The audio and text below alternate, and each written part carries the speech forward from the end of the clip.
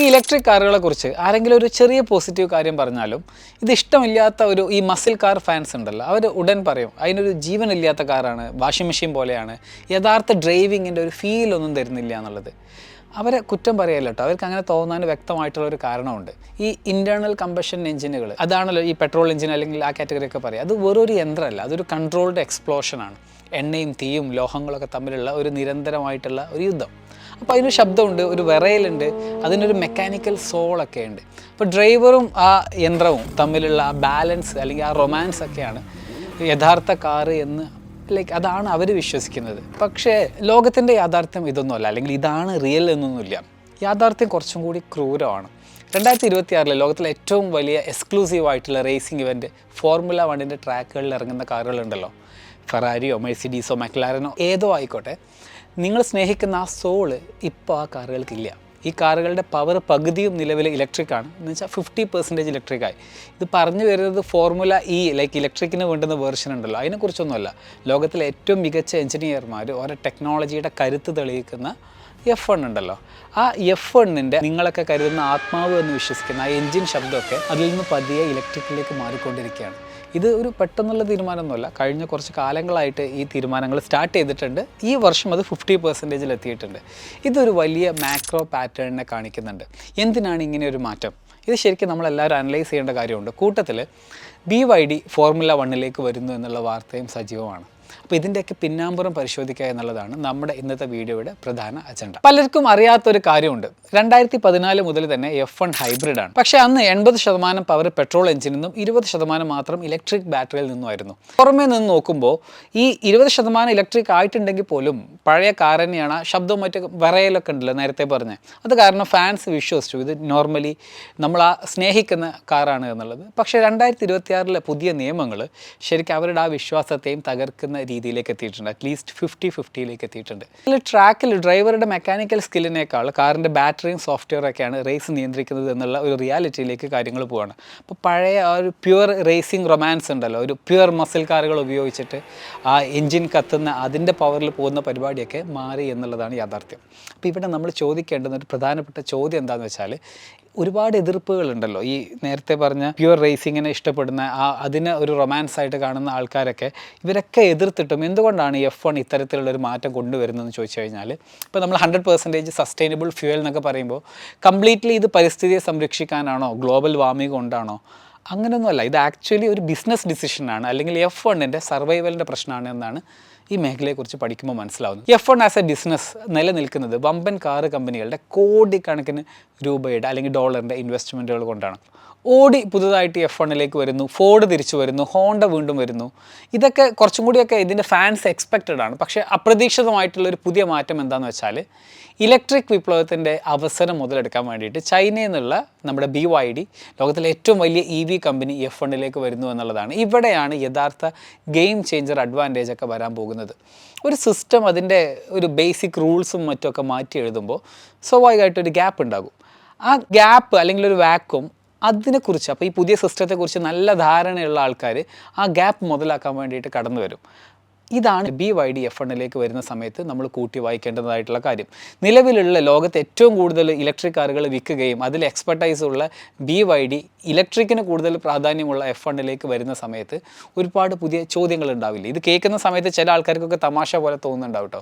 ഈ BYD അവരുടെ പേര് ബിൽഡ് യുവർ ഡ്രീംസ് എന്നൊക്കെ പറഞ്ഞിട്ടുണ്ട് എന്നുണ്ടെങ്കിലും ഇത് കേൾക്കുമ്പോൾ ഇതൊരു ചൈനീസ് കാർ കമ്പനിയല്ലേ, ഇത് F1 വന്നിട്ട് എന്താ ചെയ്യുക, ഫെറാരിക്കും മെഴ്സിഡീസിനെതിരെ ഇതിന് കോമ്പീറ്റ് ചെയ്യാൻ പറ്റുമോ, ഇങ്ങനെയൊക്കെ ഒരുപാട് ചോദ്യങ്ങളുണ്ട്. നമുക്ക് അങ്ങനെ ചിന്തിക്കാൻ കാരണമുണ്ട്. കാരണം എന്താ വെച്ചാൽ, ചൈനീസ് പ്രൊഡക്റ്റുകൾ എന്ന് പറഞ്ഞു കഴിഞ്ഞാൽ നമ്മുടെ ഒരു പെർസെപ്ഷൻ ചീപ്പായിട്ടുള്ള, ക്വാളിറ്റി കുറഞ്ഞ, അത് ലോകത്തെ എല്ലായിടത്തും ചൈനീസ് പ്രൊഡക്റ്റുകൾക്ക് ഇത്തരത്തിലുള്ളൊരു പെർസെപ്ഷൻ ഉണ്ട്. പക്ഷേ ഡാറ്റ നോക്കുമ്പോൾ ശരിക്കും ഇത് അത്ര തന്നെ ഒരു കോമഡി അല്ല. കാരണം എന്താണെന്ന് വെച്ചാൽ, 2025 BYDയുടെ റവന്യൂ $116 ബില്യൺ.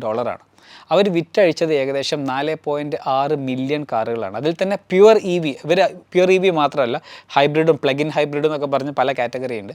അപ്പോൾ ഇവർ പ്യുവർ EV കാറ്റഗറിയിൽ അവർ ടെസ്ലയെ കടത്തി വിട്ടിട്ടുണ്ട്. ഇതൊന്നുമല്ല അവരുടെ ഒരു ആക്ച്വൽ സ്ട്രെങ്ത് എന്ന് പറയുന്നത്. അവർ R&Dക്ക് വേണ്ടിയിട്ട് ചിലവഴിക്കുന്നത് നിലവിൽ അവരുടെ പ്രോഫിറ്റിൻ്റെ ഡബിൾ എമൗണ്ടാണ്. ഏകദേശം $9 ബില്യൺ അവരൊരു വർഷത്തിൽ R&Dക്ക് വേണ്ടി ചിലവഴിക്കുന്നത്. അപ്പോൾ പുതിയ ടെക്നോളജി കണ്ടെത്താൻ വേണ്ടിയിട്ട് ഇന്ന് നിലവിൽ ബാറ്ററി പവർ ട്രെയിൻ ടെക്നോളജിയിലാണെങ്കിൽ, മോട്ടോർ ടെക്നോളജിയിലൊക്കെ ആണെന്നുണ്ടെങ്കിലും ലോകത്തിലെ ബെസ്റ്റ് റിസർച്ച് നിലവിൽ ബി വൈ ഡിക്കാണുള്ളത് എന്നുള്ളതിനെക്കുറിച്ച് നിങ്ങൾക്ക് അറിയുന്നുണ്ടാവും. ബി വൈ ഡി തന്നെ ലക്ഷറി സെഗ്മെൻറ്റ് ഉണ്ടല്ലോ, യാങ് വാങ് എന്ന് പറഞ്ഞിട്ടുള്ള. യാങ് വാങ് യൂനേൺ എന്നുള്ള കാർ നിങ്ങൾ ഒരു പക്ഷേ അതിൻ്റെ ഒരു 5-6 മാസം മുൻപുള്ളൊരു വാർത്തയുണ്ടായിരുന്നു. അതിൻ്റെ എക്സ്ട്രീം വേരിയൻറ്റ് കഴിഞ്ഞ വർഷം ജർമ്മനിയിൽ വെച്ചിട്ട് ഒരു സ്പീഡ് റെക്കോർഡ് ഇട്ടു. അതായത് ഒരു മണിക്കൂറിൽ 496 കിലോമീറ്റർ സ്പീഡെന്ന് പറഞ്ഞു കഴിഞ്ഞാൽ ലോകത്തിലെ ഏറ്റവും വേഗതയേറിയ പ്രൊഡക്ഷൻ കാറാണ്. അത് ഇത്രയും കാലം ഉണ്ടായിരുന്നത് ബ്യുഗാറ്റിയുടെ ഷിറോൺ വേരിയൻറ്റിനായിരുന്നു. 30 വർഷമായിട്ട് അവർ ആ പൊസിഷൻ മെയിൻറ്റെയിൻ ചെയ്തിട്ടുണ്ടായിരുന്നു. പക്ഷേ ഒരു ഇലക്ട്രിക് കാർ വന്നിട്ട് 3000 ഹോഴ്സ് പവർ ഉള്ള ഒരു ഇലക്ട്രിക് കാർ വന്നിട്ട് ആ കൺസെപ്റ്റിനെ മാറ്റി. ബി വൈ ഡി ശരിക്കും അങ്ങനെ ഒരു സെഗ്മെൻറ്റ് അവർക്ക് ഉണ്ടെങ്കിൽ പോലും ബി വൈ ഡി ഒരു ആസ്പയറിംഗ് ബ്രാൻഡായിട്ട് ഇപ്പോഴും മാറിയിട്ടില്ല. അപ്പോൾ നമുക്ക് അതിനെക്കുറിച്ച് ചർച്ച ചെയ്യാനുണ്ട്. അപ്പോൾ പറഞ്ഞു വരുന്നത് F1 അവരുടെ നിയമം മാറ്റി, പകുതി പവർ ഇലക്ട്രിക് മോട്ടറിനാക്കി. ഈ ഇലക്ട്രിക് പവർ ട്രെയിൻ ടെക്നോളജിയിൽ ലോകത്തിലെ ഏറ്റവും മികച്ച കമ്പനിയാണ് ബി വൈ ഡി. അപ്പോൾ അവരൊരു കംപ്ലീറ്റ്ലി അവർക്ക് അറിയാത്ത ഒരു മേഖലയിലേക്ക് കടന്നു വരികയല്ല, പകരം F1 അവരുടെ കോർ കോമ്പീറ്റൻസിയിൽ നിന്ന് ഒരു പുതിയ മോഡലിലേക്ക് വന്നിരിക്കുകയാണ്. ആ പുതിയ മോഡലിൽ നല്ല എക്സ്പെർട്ടൈസ് ഉള്ള ഒരു കമ്പനിയാണ് ബി വൈ ഡി. അപ്പോൾ അവർ വരികയാണ് എന്നുണ്ടെങ്കിൽ എന്തൊക്കെ ഇനി മേഖലയിൽ നടക്കുമെന്നുള്ളത് നമ്മൾ കണ്ടറിയേണ്ടുന്ന ഒരു കാര്യമുണ്ട്. ഏകദേശം $160 ബില്യൺ ക്യാഷ് റിസർവ് കയ്യിലുള്ള കമ്പനിയാണ് ബി വൈ ഡി. അപ്പോൾ ഒരു F1 ടീമിനെ വേണമെന്നുണ്ടെങ്കിൽ വാങ്ങാനോ റൺ ചെയ്യാനോ അല്ലെങ്കിൽ ഒരു സീസണിന് ഏകദേശം $500 മില്യൺ ഒരു കമ്പനി സ്പെൻഡ് ചെയ്യേണ്ടി വന്നാൽ അതുപോലും ബി വൈ ഡിയെ സംബന്ധിച്ചിടത്തോളം ചെറിയ എമൗണ്ടാണ്. അപ്പോൾ ബി വൈ ഡി എന്തിനു വേണ്ടിയിട്ട് F1 വരുന്നു എന്നുള്ള ഒരു ചോദ്യമില്ലേ? ഇന്നത്തെ വീഡിയോയുടെ ഒരു മെയിൻ കൺസെപ്റ്റ്, നമ്മളൊരു ബിസിനസ്സൊക്കെ ചെയ്യുന്ന ആൾക്കാരാണെങ്കിൽ നമ്മൾ ഉൾക്കൊള്ളേണ്ടുന്ന ഒരു ഇവിടെ ഇരിക്കുന്നുണ്ട്. അതെന്താണെന്ന് വെച്ചാൽ ബി വൈ ഡിയുടെ ഒരു ബിസിനസ് സൈക്കോളജി നമ്മൾ അസസ് ചെയ്യേണ്ടതുണ്ട്. നേരത്തെ നമ്മൾ പറഞ്ഞ കാര്യമുണ്ടല്ലോ, ലോകത്തിലെ ഏറ്റവും വലിയ ടെക്നോളജി, ഏറ്റവും ബെസ്റ്റ് ടെക്നോളജി, ഏറ്റവും വോളിയം കാർ വിൽക്കുന്ന കമ്പനി, ഇതൊക്കെ അവരാണ് എന്നുണ്ടെങ്കിലും ശരിക്കും ആൾക്കാരൊന്നും nobody desires a B Y D അല്ലേ. അതായത് നമ്മളെ ഡ്രീം ഒരു ബി വൈ ഡി എടുക്കുക എന്ന് പറയുന്ന ആൾക്കാരൊന്നുമില്ല. പകരം B Y D value for മണിയാണ് എന്നുള്ള കാരണം കൊണ്ട് എടുക്കുന്നുണ്ട്. അത് വെച്ചാൽ കൊടുക്കുന്ന പൈസയ്ക്ക് മൂല്യം കുറഞ്ഞാൽ ബി വൈ ഡി ആൾക്കാർ എടുക്കില്ല, ആസ്പയർ ചെയ്യുന്നില്ല. എനിക്കൊന്ന് ഇന്നിപ്പോൾ യൂത്തിനിടയിൽ മറ്റൊക്കെ ആണെന്നുണ്ടെങ്കിൽ ഓരോ ബ്രാൻഡുകൾ ഭയങ്കര ആസ്പിറേഷണൽ ബ്രാൻഡ് ഉണ്ടാവുമല്ലോ. അപ്പോൾ അത് നൽകുന്ന സേവനങ്ങൾ കുറവാണെങ്കിലും ഫീച്ചേഴ്സ് കുറവാണ് എന്നുണ്ടെങ്കിലും ഈ മസിൽ കാർ എന്നൊക്കെ പറഞ്ഞാൽ ആ കാറ്റഗറിക്ക് വേണ്ടിയിട്ട് ആൾക്കാർ വാങ്ങും. പക്ഷേ ബി വൈ ഡി സ്വന്തമാക്കുക എന്നുള്ളത് ആരുടെയും സ്വപ്നമായിട്ടൊന്നും പറയാൻ ചാൻസ് ഇല്ല. അപ്പോൾ ആ ബ്രാൻഡ് പ്രീമിയം ചൈനീസ് കാർ ആയതുകൊണ്ടും ഇല്ല, ബി വൈ ഡിക്ക് ജനറലി ഇല്ല എന്നുള്ളതാണ്. അപ്പോൾ ഈ പ്രശ്നത്തെ മറികടക്കുക എന്നുള്ളത് ബി വൈ ഡിയുടെ മുൻപിലുള്ള ഒരു പ്രധാന പ്രതിസന്ധിയാണ്. ഇപ്പോൾ യാങ് വാങ്ങും മറ്റൊക്കെ ഉണ്ട് എന്ന് പറയുമ്പോൾ പോലും നിലവിൽ ഫെറാരിക്കോ മെക്ലാരനോ അല്ലെങ്കിൽ അത്തരം വണ്ടികൾക്കൊന്നും കിട്ടുന്ന പോലത്തെ ഒരു ബ്രാൻഡ് പ്രീമിയം അവർക്കില്ല. ഇനി ഇതിൻ്റെ കൂടാതെ ചൈനീസ് മാർക്കറ്റിൽ ബി വൈ ഡി ആക്ച്വലി നല്ല പ്രതിസന്ധിയിലാണ്. അതിനെ മാർക്കറ്റ് വിളിക്കുന്ന ടേം ഇൻവല്യൂഷൻ എന്നാണ്. ഇൻവല്യൂഷൻ എന്ന് വെച്ചാൽ എല്ലാ കമ്പനികളും അവരുടെ ചൈനയിൽ 250-ലധികം കാർ കമ്പനികളുണ്ട് കേട്ടോ. നമുക്കറിയുന്നത് വളരെ കുറച്ച് ബ്രാൻഡുകളാണ് പുറത്തേക്ക് വരുന്നത് എന്നുണ്ടെങ്കിലും ചൈനയിൽ 250ഓളം കാർ ബ്രാൻഡുകളുണ്ട്. അപ്പോൾ ഈ കാർ ബ്രാൻഡുകൾ തമ്മിൽ നല്ല പ്രൈസ് വാർ നടന്നുകൊണ്ടിരിക്കുന്നുണ്ട്. വില കുറച്ചിട്ട് കമ്പനിയുടെ ലാഭം ഇല്ലാതാക്കിയിട്ടാണെങ്കിലും മാർക്കറ്റ് എങ്ങനെയെങ്കിലും പിടിക്കണം എന്ന് കരുതിയിട്ട് നല്ല കോമ്പറ്റീഷൻ ചൈനയിൽ നടക്കുന്നുണ്ട്. ഈ കാരണങ്ങൾ കൊണ്ട് തന്നെ 2025 മാത്രം ബി വൈ ഡിയുടെ പ്രോഫിറ്റ് 19% ഇടിഞ്ഞിട്ടുണ്ട്. അവരുടെ നെറ്റ് മാർജിൻ ജസ്റ്റ് 4%. ലക്ഷങ്ങളുടെ കാറ് വെക്കുന്ന കമ്പനിക്ക് ജസ്റ്റ് 4% മാർജിനുള്ളൂ. അപ്പോൾ ഇതിൽ നിന്ന് രക്ഷപ്പെടാൻ എന്താ അവർക്കുള്ള വഴി? അവരുടെ ഒരു അസസ്മെൻറ്റ് എന്താണെന്ന് വെച്ചാൽ ഇൻ്റർനാഷണൽ മാർക്കറ്റിലേക്ക് പോവുക, പ്രീമിയം വിലക്ക് കാറ് വിൽക്കാൻ പറ്റും. അപ്പോൾ നമ്മൾ വെറുതെ കയറിയിട്ട് നമ്മളെ കാറിന് കുറേ പ്രീമിയം പ്രൈസ് ഇട്ട് കഴിഞ്ഞാൽ ആൾക്കാർ വാങ്ങുമോ? ചൈനീസ് കാറുകൾ യൂറോപ്പിൽ നല്ലോണം ഉണ്ട്, മിഡിൽ ഈസ്റ്റ് നല്ലോണം ഉണ്ട്, നമ്മുടെ നാട്ടിലേക്ക് വരുന്നുണ്ട്. ഇതുകൊണ്ടൊന്നും വെറുതെ ആൾക്കാർക്ക് പ്രീമിയം കളക്ട് ചെയ്യാൻ പറ്റില്ല. കാരണം പ്രീമിയം കളക്ട് ചെയ്യണം എന്നുണ്ടെങ്കിൽ ആ ബ്രാൻഡിനോട് ആൾക്കാർക്ക് ഒരു ഇമോഷണൽ കണക്ഷൻ വേണം. ആ ഇമോഷണൽ കണക്ഷൻ ഉണ്ടാക്കുക എന്നുള്ളതാണ് F1ൻ്റെ റോള്. അപ്പോൾ നമുക്ക് ചരിത്രം നോക്കിക്കഴിഞ്ഞാൽ അതിൽ നമുക്ക് കുറച്ച് ഇതുപോലെയുള്ള മാക്രോ പാറ്റേണുകൾ കാണാൻ പറ്റും. റേസിംഗ് എന്ന് പറഞ്ഞു കഴിഞ്ഞാൽ മിത്തോളജി ക്രിയേറ്റ് ചെയ്യുന്നതാണ്. ഒരു നേരത്തെ പറഞ്ഞ ഈ മസിൽ കാറുകളൊക്കെ ശരിക്കും അവരുടെ ആ മിത്തോളജി, ആ മിത്ത് നിന്നാണ് ശരിക്കും അവരെന്ത് ചെയ്യുന്നത് ഇന്ന് എക്സിസ്റ്റ് ചെയ്യുന്നത്. മാർക്കറ്റിൽ ഇപ്പോഴും ആളുകൾക്ക് ഓരോ ബ്രാൻഡിനോടുള്ള താല്പര്യം വരുന്നതൊക്കെ ഈ മിത്തുകളിൽ നിന്നാണ്. Mythology creates desire and desire creates pricing power എന്നുള്ള ഒരു യാഥാർത്ഥ്യമുണ്ട്. ഇപ്പോൾ ഫെറാരിയുടെ കാര്യം നോക്കുക. ഫെറാരി പണ്ട് വെറും ഒരു സാധാരണ കാർ കമ്പനിയായിട്ട് തുടങ്ങിയതാണ്. പക്ഷേ ട്രാക്കിൽ റേസിംഗ് ഫെറാരി ഇന്നത്തെ ഫെറാരി ആക്കിയത്. മെഴ്സിഡീസിന് എങ്ങനെയാണ് ഒരു പ്രീമിയം ഇമേജ് വന്നതെന്ന് പറഞ്ഞു കഴിഞ്ഞാൽ അഗെയിൻ സിമിലർ മോട്ടോർ സ്പോർട്ടിലുള്ള അവരുടെ ഒരു പാരമ്പര്യത്തിൽ നിന്നാണ്. 15 കൊല്ലം മുൻപേ ഹ്യൂണ്ടായി കളിച്ചത് സിമിലർ ഗെയിമായിരുന്നു. 15 കൊല്ലം മുന്നേ ആൾക്കാരുടെ മനസ്സിൽ ഹ്യൂണ്ടായി എന്ന് പറഞ്ഞു കഴിഞ്ഞാൽ ഒരു ചീപ്പ് കൊറിയൻ കാറാണ്. പക്ഷെ അവർ വേൾഡ് റാലി ചാമ്പ്യൻഷിപ്പിലൊക്കെ പങ്കെടുത്ത് അതിലൊക്കെ ഇൻവെസ്റ്റ് ചെയ്ത് ഇന്ന് അവർ എൻലൈൻ പെർഫോമൻസ് കാറുകളൊക്കെ ഇറക്കിയില്ലേ. അപ്പോൾ ഇത് ലോകത്തെ ഒരു ഡിസൈറബിൾ കാർ ബ്രാൻഡുകളിലൊന്നായിട്ട് ഹ്യൂണ്ടായി മാറി. അപ്പോൾ ഇനി ബി വൈ ഡിക്ക് വേണ്ടത് സിമിലർ ആയിട്ടുള്ള ഒരു ട്രാൻസിഷനാണ്. നല്ല കാറുകൾ ഉണ്ടാക്കിയാൽ നല്ല ബ്രാൻഡ് ഉണ്ടാവും എന്ന് വെച്ച് കഴിഞ്ഞാൽ ഇത് ഓട്ടോമാറ്റിക്കലി സംഭവിക്കില്ല. ഈ ഡിസൈറബിലിറ്റി ക്രിയേറ്റ് ചെയ്യുക എന്നുള്ളതാണ്. ബി വൈ ഡിയെ സംബന്ധിച്ചിടത്തോളം മികച്ച എഞ്ചിനീയറിംഗ് ഡിവിഷൻ ഉണ്ട്. പക്ഷേ അവർക്കില്ലാത്തത് ഇമോഷണൽ ഇക്വിറ്റിയാണ്. ആ ലോഗോ കാണുമ്പോൾ ആൾക്കാർക്ക് ഒരു ബഹുമാനം തോന്നണം. അല്ലാതെ ഇതൊരു വാല്യൂ ഫോർ മണി അല്ലെങ്കിൽ ചീപ്പ് കമ്പനിയാണ് എന്നുള്ള ഫീലല്ല വേണ്ടത്, പകരം ഒരു റെസ്പെക്റ്റ് വേണം. അപ്പോൾ ആ റെസ്പെക്റ്റ് ക്രിയേറ്റ് ചെയ്യാൻ വേണ്ടിയിട്ട് BYD ഇനി നാളെ മുതൽ കുറേ പരസ്യം, കോടികളുടെ പരസ്യം ഇറക്കിയിട്ട് BYD ദ ബെസ്റ്റ് എന്ന് പറഞ്ഞ് പരസ്യം ചെയ്താലൊന്നും ആൾക്കാരത് വിശ്വസിക്കാൻ പോകണില്ല.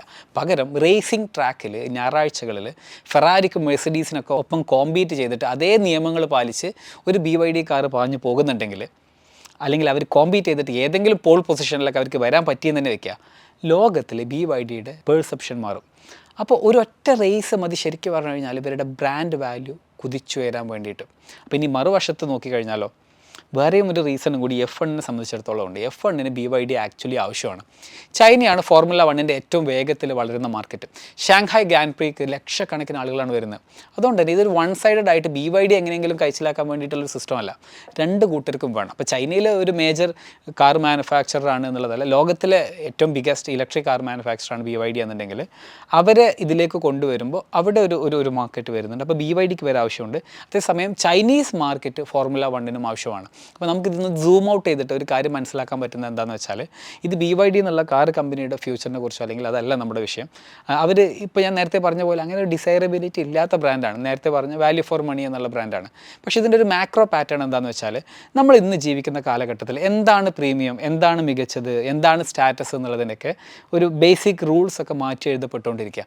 മുൻപ് ഞാൻ പോർഷയുടെ ഒരു വീഴുന്ന സാമ്രാജ്യം എന്ന് പറഞ്ഞ് വീഡിയോ ചെയ്ത സമയത്ത് അതിനോട് ഇമോഷണലി അറ്റാച്ച്ഡ് ആയിട്ടുള്ള ആൾക്കാർ കുറച്ച് കമൻറ്റുകളൊക്കെ ഉണ്ടായിരുന്നു. ഒരു കമൻറ്റ് എനിക്ക് നല്ല രസമായിട്ട് തോന്നി. എന്താണെന്ന് വെച്ചാൽ, അതിൻ്റെ ആ ഒരു ഇനീഷ്യൽ പുള്ളും ആക്സിലറേഷനൊക്കെ ഉണ്ടല്ലോ, അത് ഫീൽ ചെയ്ത ആൾക്കാർ ഒരിക്കലും മറ്റ് കാർ ഉപയോഗിക്കില്ല എന്നൊക്കെ പറഞ്ഞിട്ട്. ഇനി ഡീസൻറ്റ് EV നിങ്ങൾ ആക്സിലറേറ്റ് ചെയ്യാൻ ശ്രമിച്ചിട്ടുണ്ട് എന്നുണ്ടെങ്കിൽ